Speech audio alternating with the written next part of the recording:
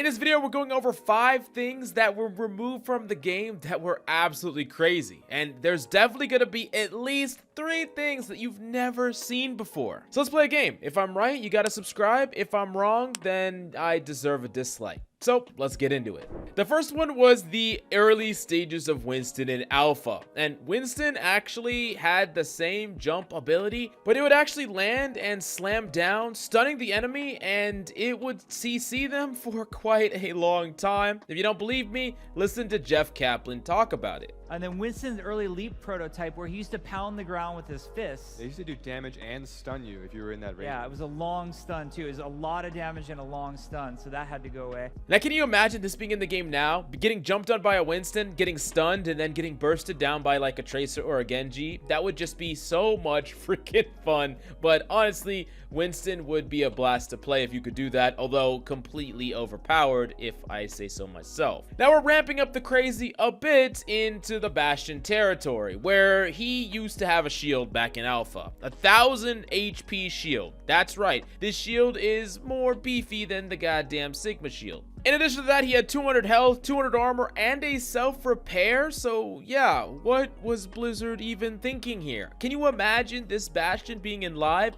Sure, it can't move around anywhere, but it could set up somewhere and just be almost uncounterable, put some shields around it, and maybe an immortality field here and there, and this character would just warp the entire game. And this is like probably more powerful than Ironclad Bastion, which back in the day was so powerful it warped the entire meta of every rank around it. So somehow the most powerful version of any character in all of Overwatch history had an actual more powerful form that just was never put into the live game. Now you also get to see an early ultimate of Bastion here, where his ultimate was a volley of grenades, like a mortar volley, which is definitely kind of interesting and almost similar to how his ultimate is today to an extent. And also, this was the first day that Bastion was put into the game as a whole. Yes, he looks like a goddamn Ben 10 amalgamation, but you know, we all got to start somewhere, and that was Bastion's first day on the job. Now Genji has historically kind of gotten the balanced shaft, and a lot of people didn't like it when his 8-second blade went down to a 6-second blade, but as Jeff Kaplan puts here, Genji actually used to have infinite blades. Let's roll the clip. A fan favorite is Genji. This is early Genji prototype on Gibraltar when he only had the Dragon Blade and he could perch, like you're seeing him do here, and then run around and murder everybody. So when people thought it was a nerf going from 8 seconds to 6 seconds on the ult, imagine it forever.